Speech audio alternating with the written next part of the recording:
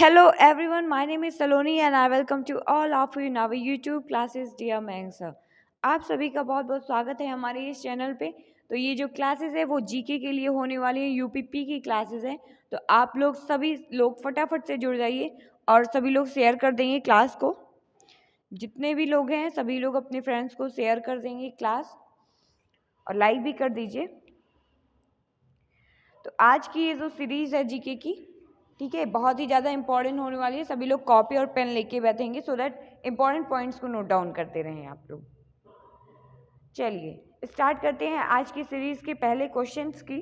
तो पहला क्वेश्चन है हमारा, वह उपकरण जिसे परिपथ में हमेशा श्रेणी क्रम में जोड़ा जाता है और इसके माध्यम से परिपथ के विद्युत प्रवाह को मापा जाता है, उसे क्या कहते हैं बताइए। ऐसा उपकरण जिसे परिपथ में हमेशा श्रेणी क्रम में जोड़ा जाता है और इसके माध्यम से परिपथ के विद्युत प्रवाह को मापा जाता है, उसे क्या कहते हैं। ऑप्शन है आपके विरूपण, ठीक है, विरूपण meter, ammeter, anemometer, microwave power meter. सभी लोग जवाब देंगे।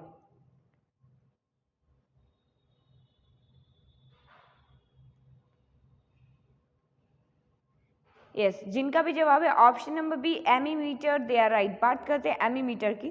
तो एमीमीटर जो होता है एक प्रकार से ऐसा उपकरण होता है जिसका उपयोग परिपथ की विद्युत जो धारा होती है उसको मापने के लिए करते हैं, ठीक है। और ये परिपथ में श्रेणी क्रम में जुड़ा होता है। जब उपकरण श्रेणी क्रम में जुड़े होते हैं तो उनमें धारा एक तरीके से होती है, समान रूप से, ठीक। बढ़ते हैं नेक्स्ट क्वेश्चन की तरफ and the next question is, द्रव या गैस में निलंबित छोटे कणों की टेढ़ी मेढ़ी जिगजैग विधि को क्या कहा जाता है बताइए। ये जो ऐसे ऐसे होते हैं, ऐसे ऐसे मोशन में, बताइए। ऑप्शन आपके विसरण, परासरण, ब्राउनी गति, संपीड्यता। एवरीवन विल आंसर, सभी लोग जवाब देंगे।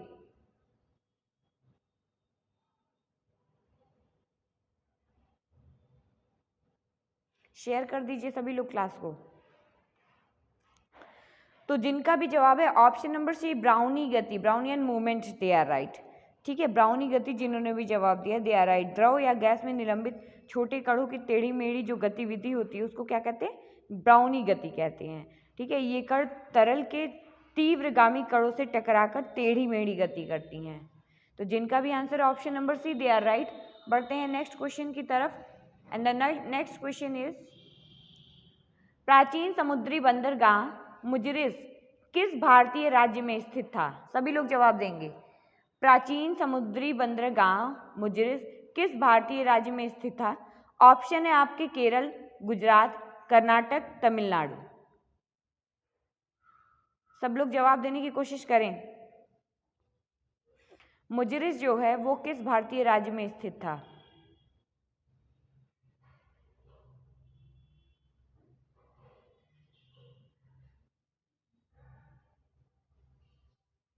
तो जिनका भी आंसर है option number A Kerala, they are right, ठीक है। केरला जिन्होंने भी जवाब दिया, मुजरिस जो है वो केरल राज्य के मालाबार तट पर स्थित एक प्राचीन समुद्री बंदरगाह था, ठीक। बढ़ते हैं नेक्स्ट क्वेश्चन की तरफ and the next question is, तीसरी बौद्ध परिषद किस शहर में आयोजित की गई थी बताइए। तीसरी बौद्ध परिषद है वो कौन से शहर में आयोजित की गई थी। ऑप्शन है आपके यांगून, पाटलिपुत्र, वैशाली, राजगीर। सभी लोग प्रयास करेंगे जवाब देने का।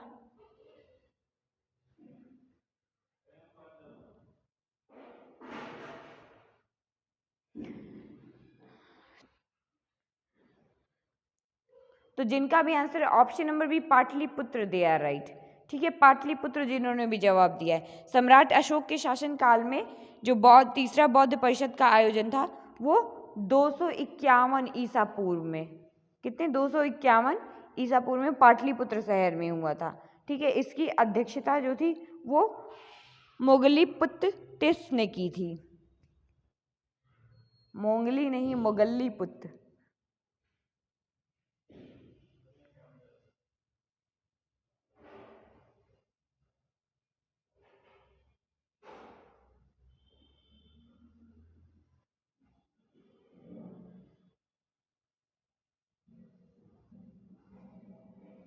मोगलीपुत्र। ठीक है, किसने? टिस।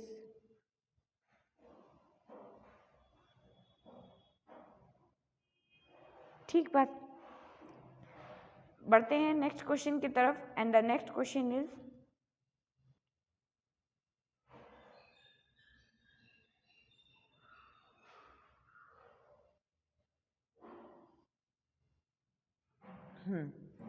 हमारा नेक्स्ट क्वेश्चन है, ईरान से दिल्ली तक कलाकारों मीर सैयद अली और अब्दुस समद के साथ कौन सा मुगल शासक आया था? सभी लोग जवाब देने की कोशिश करेंगे। ईरान से दिल्ली तक कलाकारों मीर सैयद अली और अब्दुस समद के साथ कौन सा मुगल शासक आया था? ऑप्शन है आपके शाहजहां, जहांगीर, हुमायूं, अकबर। सभी लोग जवाब देंगे।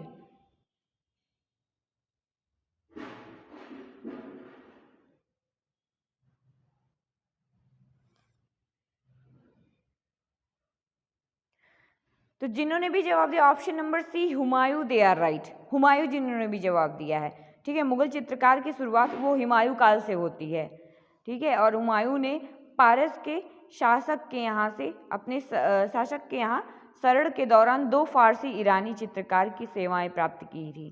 और ये चित्रकार मीर सैयद अली तरबीजी और अब्दुस्मद थे, ठीक है। उनके साथ वो भारत आया था। बढ़ते हैं नेक्स्ट क्वेश्चन की तरफ and the next question is, मिश्र धातु, गुलाब, सोने में सोने के अलावा कौन सा धातु शामिल है? बताइए, मिश्र धातु, गुलाब, सोने में सोने के अलावा अन्य कौन सी धातु शामिल है?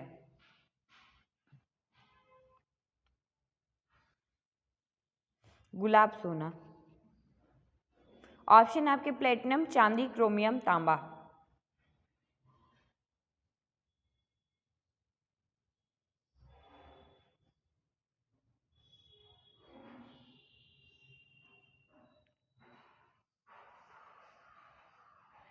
जिन्होंने भी जवाब दिया ऑप्शन नंबर डी तांबा, दे आर राइट, ठीक है। जो गुलाब सोना होता है, सोने और तांबे का मिश्रण से मिश्र धातु होता है, जिसका उपयोग आभूषण प्रसंस्करण उद्योग में किया जाता है। तो बढ़ते हैं नेक्स्ट क्वेश्चन की तरफ and the next question is,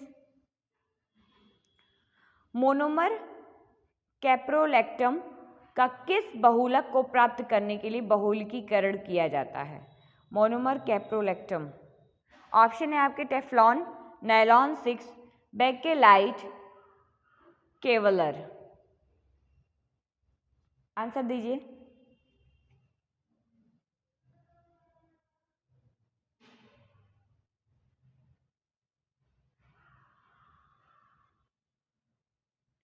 monomer caprolactam का किस बहुलक को प्राप्त करने के लिए बहुलकीकरण किया जाता है?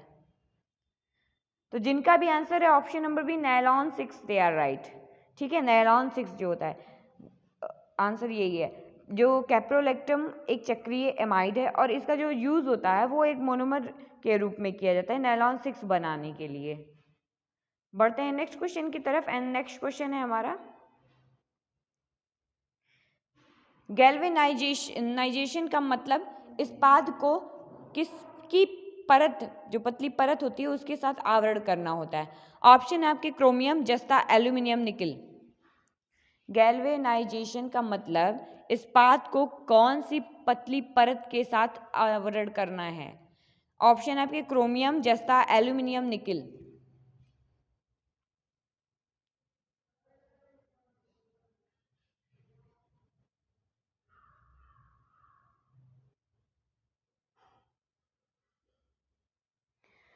तो जिनका भी आंसर है ऑप्शन नंबर बी जस्ता, दे आर राइट, ठीक है। जिन्होंने भी जवाब दिया है जस्ता, दे आर राइट, ठीक है। गैल्वेनाइजेशन का मतलब जो होता है इस्पात को जस्ता की पतली परत के साथ आवरण करना है। धातुओं का संचारण रासायनिक एक प्रक्रिया है। बढ़ते हैं नेक्स्ट क्वेश्चन की तरफ एंड नेक्स्ट क्वेश्चन है हमारा, पर्यावरण संरक्षण से संबंधित मामलों के प्रभावी और त्वरित निपटान के लिए कौन सा प्राधिकरण स्थापित किया गया था? पर्यावरण संरक्षण से संबंधित मामलों के प्रभावी और त्वरित निपटान करने के लिए कौन सा प्राधिकरण स्थापित किया गया था? ऑप्शन है आपकी केंद्रीय प्रदूषण नियंत्रण बोर्ड, राष्ट्रीय हरित प्राधिकरण, राज्य प्रदूषण नियंत्रण बोर्ड, पर्यावरण न्यायाधिकरण। सभी लोग जवाब देंगे।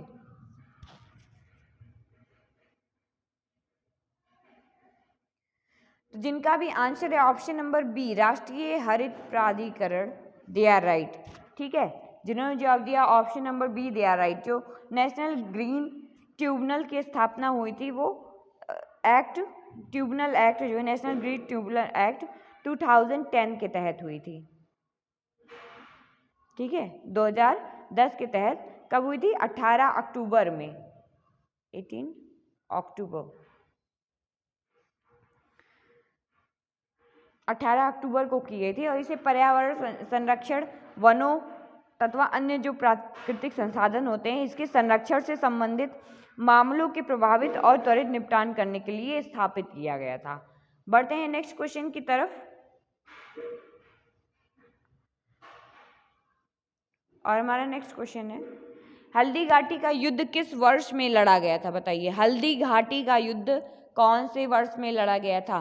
1526, 1576, 1605, 1660।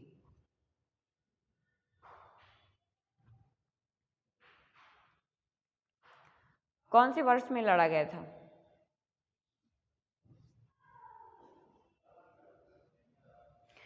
जो हल्दी घाटी का युद्ध था वो मुगल बादशाह अकबर और महाराणा प्रताप के बीच लड़ा गया था। कब लड़ा गया था? जिन्होंने भी जवाब दिया option number B, 1576, they are right. ठीक है, 18 जून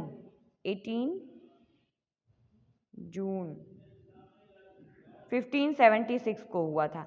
ठीक है, इसमें अकबर विजयी हुआ था और इस युद्ध में जो अकबर का सेनापति था वो कौन था? मान सिंह।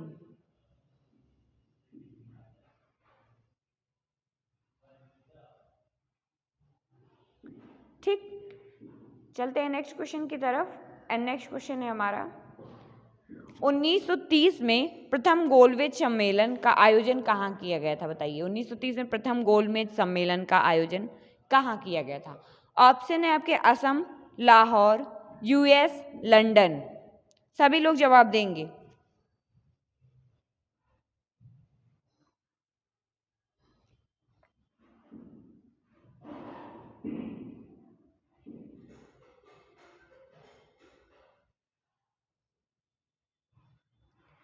जिनका भी आंसर है option number D, London, they are right. ठीक है, लंदन जिन्होंने भी जवाब दिया है, दे आर राइट। 1930 में जो प्रथम गोलमेज सम्मेलन हुआ था उसका आयोजन कहाँ किया गया था? लंदन में किया गया था।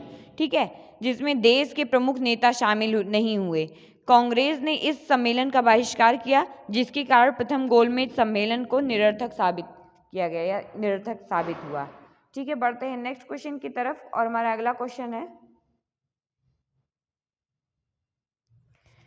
1839 में तत्वबोधिनी सभा की स्थापना किसने की थी? बताइए, तत्वबोधिनी सभा की स्थापना। ऑप्शन है आपके देवेंद्रनाथ टैगोर, अवेंद्रनाथ टैगोर, रविंद्रनाथ टैगोर, सुरेंद्रनाथ टैगोर। सभी लोग जवाब देने की कोशिश करेंगे।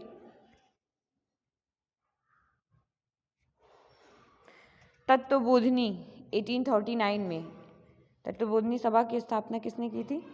तो जिनका भी आंसर है option number A, Devendranath Tagore, दिया राइट। ठीक है, देवेंद्रनाथ टैगोर ने की थी। इसके साथ ही इन्होंने एक मासिक पत्रिका तत्वबोधिनी का भी प्रकाशन किया था। ठीक है, तत्वबोधिनी एक पत्रिका थी, उसका भी प्रकाशन किया था। बढ़ते हैं नेक्स्ट क्वेश्चन की तरफ। एंड नेक्स्ट क्वेश्चन है हमारा, प्राचीन गणित पुस्तक गणित सार संग्रह किसके द्वारा लिखी गई थी? बताइए, गणित सार संग्रह। ऑप्शन है आपकी भास्कराचार्य, महावीराचार्य, आर्यभट्ट और ब्रह्मगुप्त। किसके द्वारा लिखी गई है बताइए?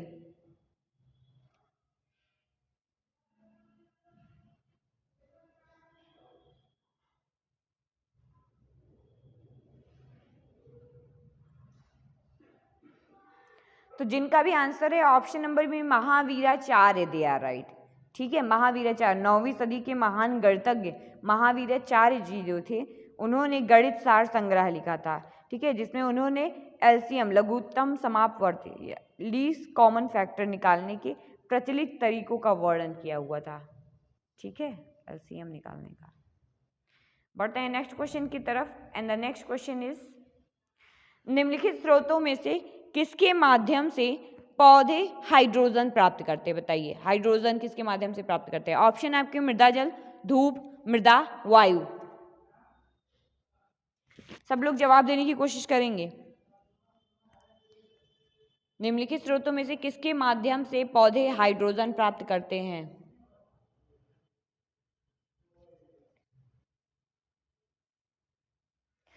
तो पौधे हाइड्रोजन किससे प्राप्त करते हैं? मृदा जल से। जिन्होंने जवाब दिया option number A, they are right. ठीक है, ऑप्शन नंबर ए। पौधे जो होते हैं वो मृदा द्वारा अवशोषित कर लेते हैं जल को, उससे हाइड्रोजन प्राप्त करते हैं। और पौधे जो है मिट्टी से जड़ के जो मूल रोम होते हैं उसके द्वारा जल को अवशोषित कर प्रकाश संश्लेषण की प्रक्रिया जो है वो संचालित करते हैं।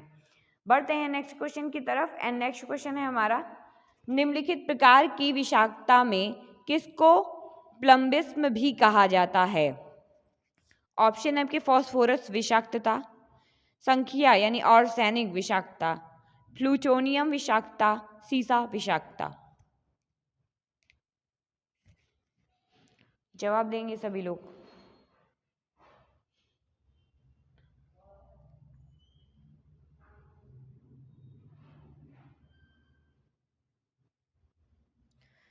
तो जिन्होंने जवाब दिया ऑप्शन नंबर डी, लेड यानी सीसा विषाक्तता, दे आर राइट। ठीक है, मानव एवं अन्य कशेरुकों में जो सीसा होती है वो उच्च मात्रा में बढ़ने पर जो समस्याएं होती है उसे सीसा विषाक्तता कहते हैं। ठीक है, लेड पॉइजनिंग जिसको बोलते हैं। ठीक है, इसे प्लम्बिस्म भी कहा जाता है। इसके लक्षणों का जो विकार होता है वो उसके लक्षणों से का विकास बहुत देरी से होता है। बढ़ते हैं नेक्स्ट क्वेश्चन की तरफ और हमारा नेक्स्ट क्वेश्चन है, निम्नलिखित में से भारत में प्रत्यक्ष विदेशी निवेश कौन नियंत्रित करता है? बताइए, प्रत्यक्ष विदेशी निवेश। ऑप्शन है आपके सहकारी समितियां, भारतीय reserve bank, Indian overseas bank, भारतीय स्टेट बैंक। भारत में प्रत्यक्ष विदेशी निवेश कौन करता है, नियंत्रित कौन करता है विदेशी निवेश को?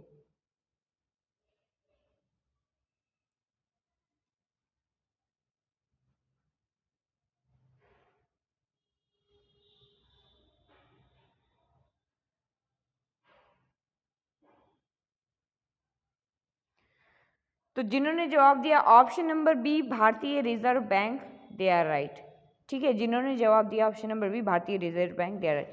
भारत में जो प्रत्यक्ष विदेशी निवेश है उसको भारतीय रिजर्व बैंक के द्वारा शासित विदेशी मुद्रा का प्रतिबंधन अधिनियम 2000 के तहत, ठीक है, 2000 के तहत विनियमित किया जाता है। जो आर्थिक सहयोग और विकास संगठन के अनुसार विदेशों से 10%, कितने,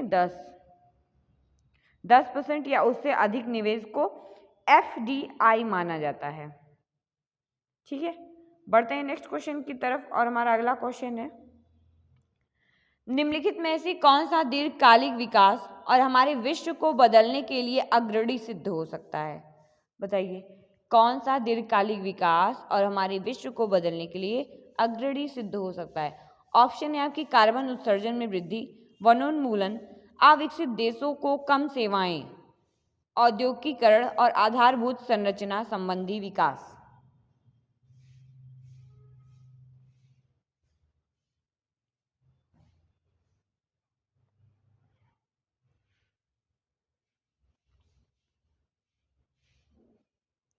तो जिन्होंने जवाब दिया औद्योगिकीकरण और आधारभूत संरचना संबंधी विकास, दे आर राइट। ठीक है, औद्योगिकीकरण और आधारभूत संरचना संबंधी विकास जो होता है हमारे दीर्घकालीन विकास को परिवर्तित करने के लिए अग्रणी सिद्ध हो सकता है।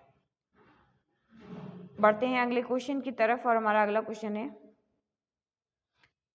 जो रुपया बना हुआ है, रुपया किसका चिन्ह है? रूसी रूबल का, इंडोनेशियाई रुपया का, भारतीय रुपया का, उपरोक्त में से कोई नहीं।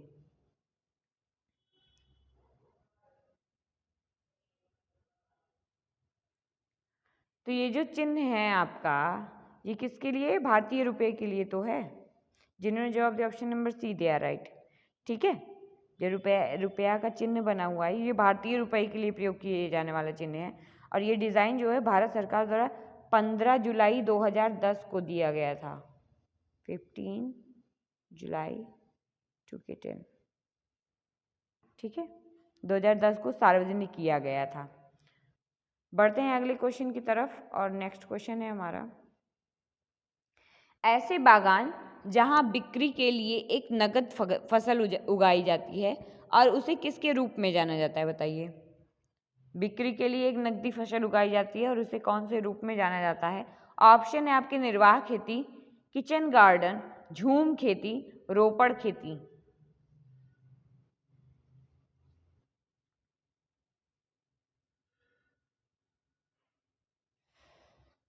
तो ऐसे बागान जहां बिक्री के लिए एक नगद फसल उगाई जा रही है उसे क्या कहते हैं? रोपड़ कृषि के रूप में जाने जाते हैं। ऑप्शन नंबर डी जिन्होंने जवाब दिया दे आर राइट, रोपड़ कृषि के रूप में जाने जाते हैं।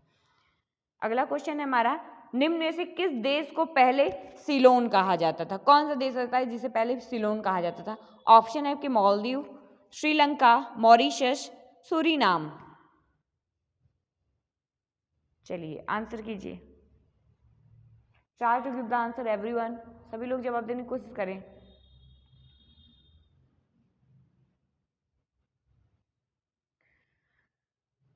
हाँ, सिलोन किसको कहा जाता था? श्रीलंका को कहा जाता था। जिन्होंने जवाब दिया Sri Lanka, they are right. Sri Lanka जिसे आधिकारिक नाम से श्रीलंका समाजवादी जनतांत्रिक गणराज्य है, ठीक है। ये दक्षिण एशिया में हिंद महासागर के उत्तरी भाग में स्थित है, एक द्वीपीय देश है, ठीक है। श्रीलंका पहले किसके नाम से जाना जाता था? सीलोन के नाम से जाना जाता था। बढ़ते हैं अगले क्वेश्चन की तरफ एंड हमारा अगला क्वेश्चन है, विश्व के शीत मरुस्थलों में मरुस्थलों को किस अन्य नाम से जाना जाता है? जितने भी शीत मरुस्थल हैं उसको किन अन्य नाम से जाना जाता है? ऑप्शन है आपके टैंगा, टुंड्रा, हिमाच्छादित क्षेत्र, उपयुक्त में से कोई भी नहीं। शीत मरुस्थल को अन्य नाम से जाना जाता है, कौन से बताइए। तो शीत मरुस्थल की बात करें, जिन्होंने जवाब दिया ऑप्शन नंबर बी टुंड्रा दिया राइट, ठीक है। किसे? टुंड्रा। ध्रुवीय क्षेत्र के जो रेगिस्तान होते हैं वो ठंडे होते हैं तथा वर्ष भर ये बर्फ से ढके रहते हैं। यहाँ वर्षा एकदम नगण्य होती है, एकदम ना के बराबर, लेकिन पूरे वर्ष जो होता है वो तापमान कितना होता है? 0 डिग्री सेल्सियस से कम होता है। और इन ठंडे शीत मरुस्थलों को क्या कहते हैं? टुंड्रा प्रदेश कहते हैं। बढ़ते हैं अगले क्वेश्चन की तरफ और हमारा अगला क्वेश्चन है, नीलगिरी पर्वत के उदाहरण कौन से हैं ये बताइए। संचित पर्वतों, प्रखंड पर्वतों, अवशिष्ट पर्वतों, मोड़दार पर्वतों। नीलगिरी पर्वत के उदाहरण,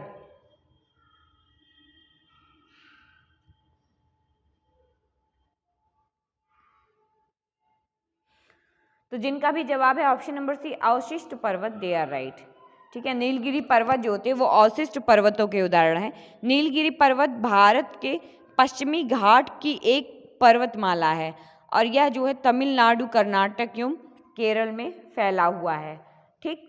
बढ़ते हैं अगले क्वेश्चन की तरफ और हमारा अगला क्वेश्चन है, यमुना और बेतवा नदियों का संगम कहाँ होता है? बताइए, यमुना और बेतवा नदियों का संगम कहाँ होता है? ऑप्शन आपके कुरुसेला, इलाहाबाद, आलमपुर, हमीरपुर। जो यमुना और बेतवा नदी का संगम है वो कहाँ से होता है बताइए।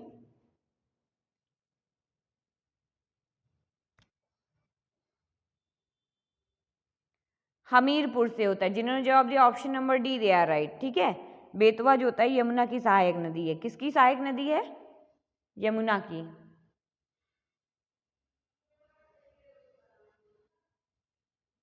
बेतवा जो है वो यमुना की सहायक नदी है जो विंध्य श्रेणी से निकलती है, ठीक है।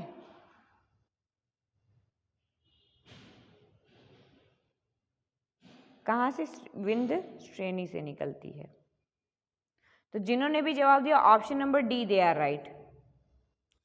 बढ़ते हैं अगले क्वेश्चन की तरफ और हमारा अगला क्वेश्चन है, चकमा शरणार्थी किस देश से संबंधित हैं बताइए। चकमा शरणार्थी किस देश से संबंधित है? ऑप्शन है आपके नेपाल से, बांग्लादेश से, पाकिस्तान से, श्रीलंका से।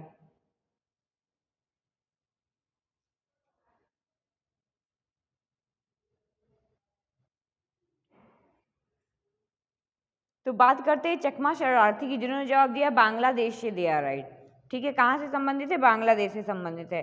1964 से 1969 के मध्य 1 सेकेंड हो गया इसको।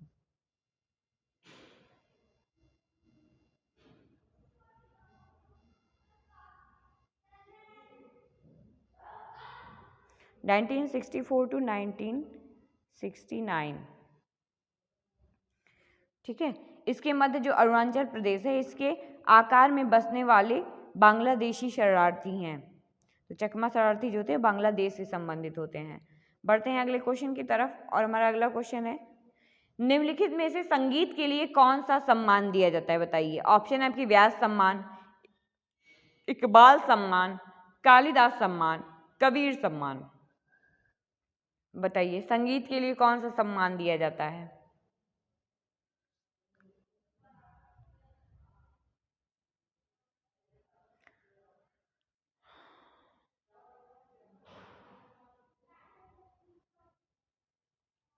सभी लोग जवाब देंगे।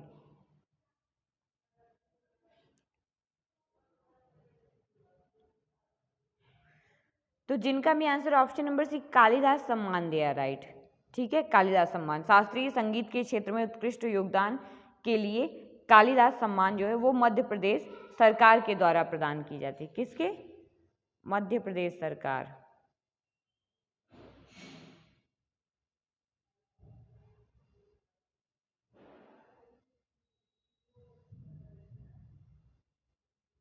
ठीक बात।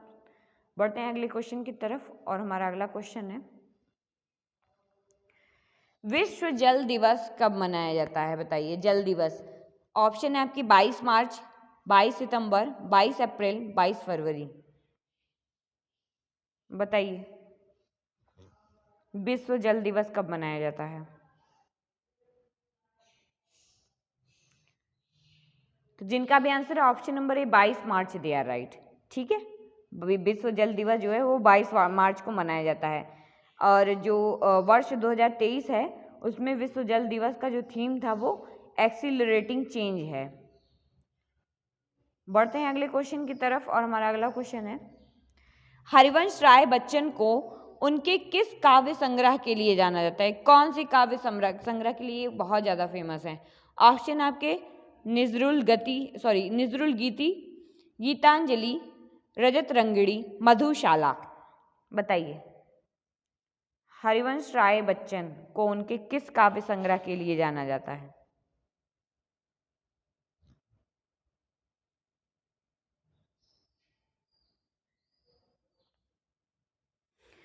हरिवंश राय बच्चन का जो जन्म हुआ था, हरिवंश राय बच्चन जो थे उनका जन्म कब हुआ था, 27 नवंबर को हुआ था, 27 नवंबर,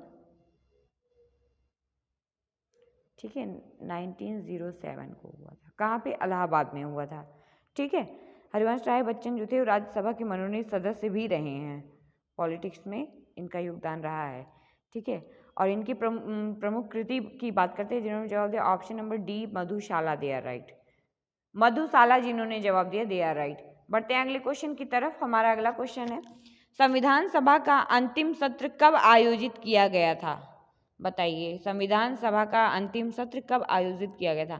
ऑप्शन है आपके 26 जनवरी 1950, 24 जनवरी 1950, 29 जनवरी 1952, 26 जनवरी 1939, 1949।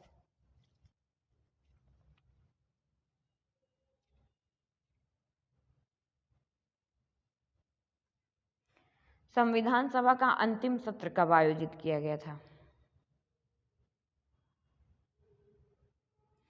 तो संविधान सभा का जो अंतिम सत्र था कब आयोजित किया गया था, 24 जनवरी 1950, जिन्होंने जवाब दिया है, दिया राइट, ठीक है। 24 जनवरी 1950 को अंतिम बैठक हुई थी। इसके बाद संविधान सभा जो है 26 जनवरी 1950 से 1951-52 में हुए आम चुनावों के बाद बनने वाली नई संसद का निर्माण तक भारत का अंतरिम संसद के रूप में काम किया है। बढ़ते हैं अगले क्वेश्चन की तरफ, और हमारा अगला क्वेश्चन है, भारत की संविधान सभा के अध्यक्ष कौन थे, बताइए। ऑप्शन आपके डॉक्टर भीमराव अंबेडकर, डॉक्टर राजेंद्र प्रसाद, श्री कृष्ण स्वामी अय्यर, श्री के.एम. मुंशी। भारत की संविधान सभा के अध्यक्ष।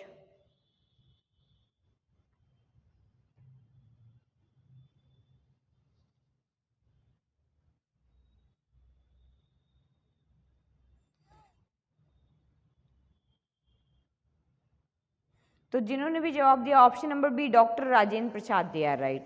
ठीक है, डॉक्टर राजेंद्र प्रसाद जो थे वो संविधान सभा के अस्थाई अध्यक्ष निर्वाचित हुए थे कब? 11 दिसंबर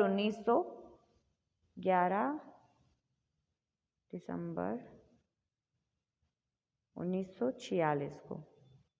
ठीक है, अस्थाई अध्यक्ष निर्वाचित हुए थे। डॉक्टर BN राव को संवैधानिक सलाहकार तथा भीमराव को प्रारूप समिति का अध्यक्ष नियुक्त किया गया था। बढ़ते हैं नेक्स्ट क्वेश्चन की तरफ और हमारा अगला क्वेश्चन है, भारतीय संविधान के किस अनुच्छेद में राज्यों के लिए महाधिवक्ता के पद का प्रावधान किया गया है? बताइए, महाधिवक्ता के पद का प्रावधान किया गया। ऑप्शन है आपके अनुच्छेद 148, अनुच्छेद 145, अनुच्छेद 65, अनुच्छेद 165। किस अनुच्छेद में राज्यों के लिए महाधिवक्ता के पद का प्रावधान किया गया है? ध्यान से आंसर कीजिएगा।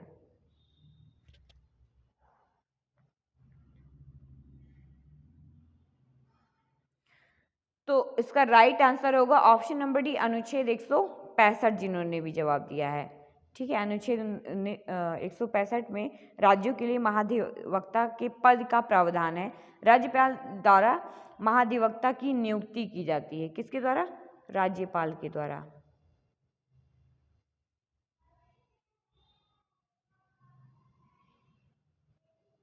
ठीक, बढ़ते हैं अगले क्वेश्चन की तरफ और हमारा अगला क्वेश्चन है, सूफी कवि अमीर खुसरो का जन्म उत्तर प्रदेश के कौन से जिले में हुआ था? बताइए, अमीर खुसरो का जन्म। ऑप्शन है आपके बुलंदशहर, अलीगढ़, एटा, फैजाबाद।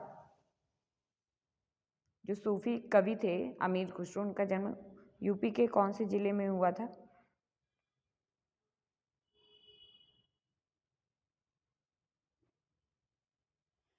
तो ऑप्शन है आप जो राइट आंसर है आपका वो है एटा।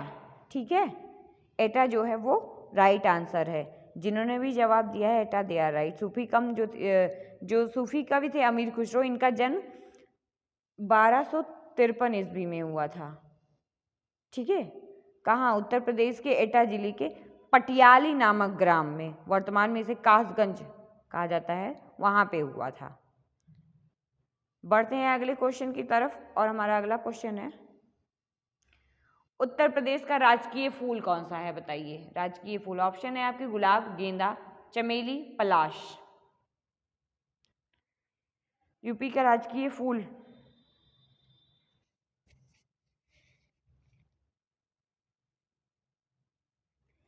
तो उत्तर प्रदेश के राजकीय फूल की बात करते हैं। जिन्होंने जवाब दिया ऑप्शन नंबर डी, पलाश दिया, राइट। ठीक है, पलाश है। पलाश या टेशु जिसको बोलते हैं, एक वृक्ष है जिसके फूल बहुत ही आकर्षक होते हैं। बढ़ते हैं अगले क्वेश्चन की तरफ और हमारा अगला क्वेश्चन है, इनमें से कौन सा उत्तर प्रदेश का पारंपरिक शिल्प नहीं है? कौन सा नहीं है ये बताना है आपको।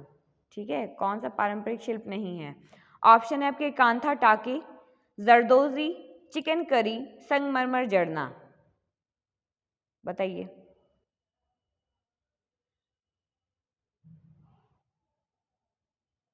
कांथा टाके, कांथा कढ़ाई जो होता है वो, उसकी बात करते हैं। तो जिन्होंने जवाब दिया option number A they're right. ठीक है, ये यूपी का पारंपरिक शिल्प नहीं है, ये बंगाल की प्राचीन कलाओं में से एक है।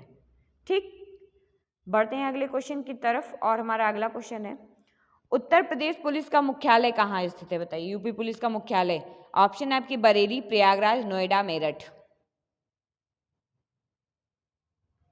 यूपी पुलिस का मुख्यालय कहाँ पे स्थित है?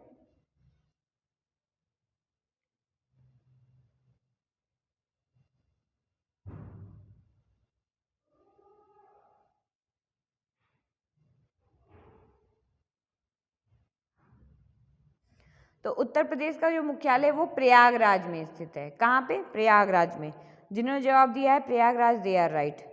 ठीक है, उत्तर प्रदेश पुलिस का जो मुख्यालय है वो प्रयागराज में स्थित है, जबकि इसका नया मुख्यालय कहाँ पे है? लखनऊ में प्रस्तावित है।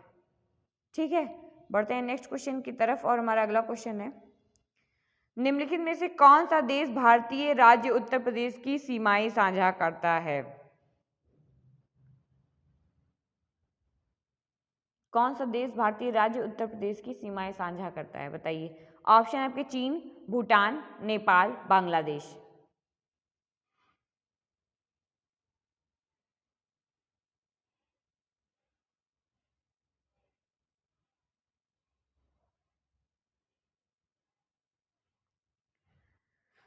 जिन्होंने भी जवाब दिया option number C Nepal, they are right. ठीक है, नेपाल उत्तर प्रदेश की जो सीमा है उसको स्पर्श करने वाला एकमात्र विदेशी राष्ट्र नेपाल है, जबकि केंद्र शासित प्रदेश में दिल्ली सहित कुल 9 राज्य उत्तर प्रदेश की सीमा को स्पर्श करते हैं। बढ़ते हैं अगले क्वेश्चन की तरफ और हमारा अगला क्वेश्चन है, दिसंबर 2023 में शिवाजी की प्रतिभा का अनावरण कहाँ किया गया था? बताइए। शिवाजी की प्रतिमा का अनावरण कहाँ किया गया था? ऑप्शन आपके पुणे, सिंधुदुर्ग, लखनऊ, भोपाल। बताएंगे सभी लोग।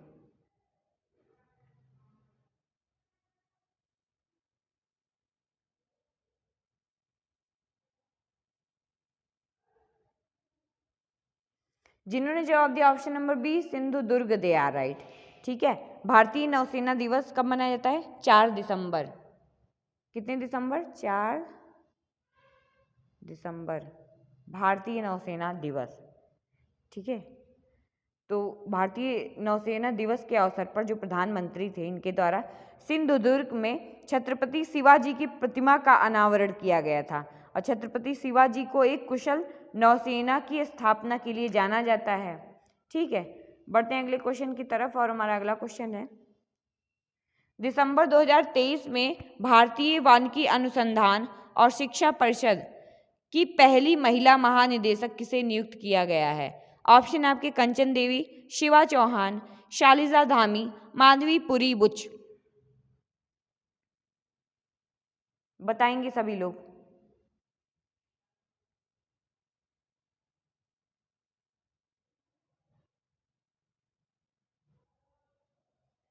तो जिन्होंने जवाब दिया option number 1 Kanchan Devi, they are right. ठीक है, कंचन देवी दिसंबर 2023 में कंचन देवी को भारतीय वानिकी अनुसंधान शिक्षा परिषद की पहली महिला महानिदेशक के रूप में नियुक्त किया गया है। ठीक है, बढ़ते हैं अगले और लास्ट क्वेश्चन की तरफ। हमारी सीरीज का लास्ट क्वेश्चन है, दिसंबर 2023 में किस राज्य में द हम्प द्वितीय विश्व युद्ध संग्रहालय का उद्घाटन कहाँ किया गया? बताइए। ऑप्शन है आपके Bharat, America, Italy, Germany.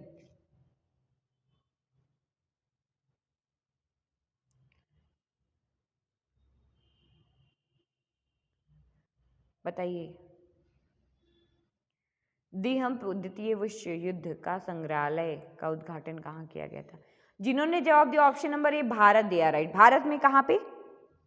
Bharat में अरुणाचल प्रदेश में। ठीक है,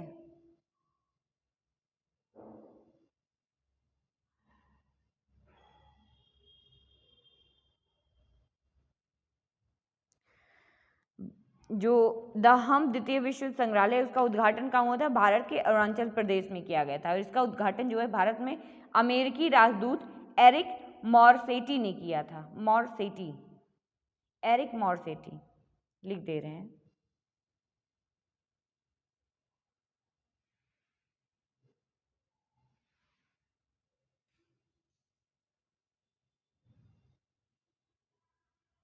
ठीक बात।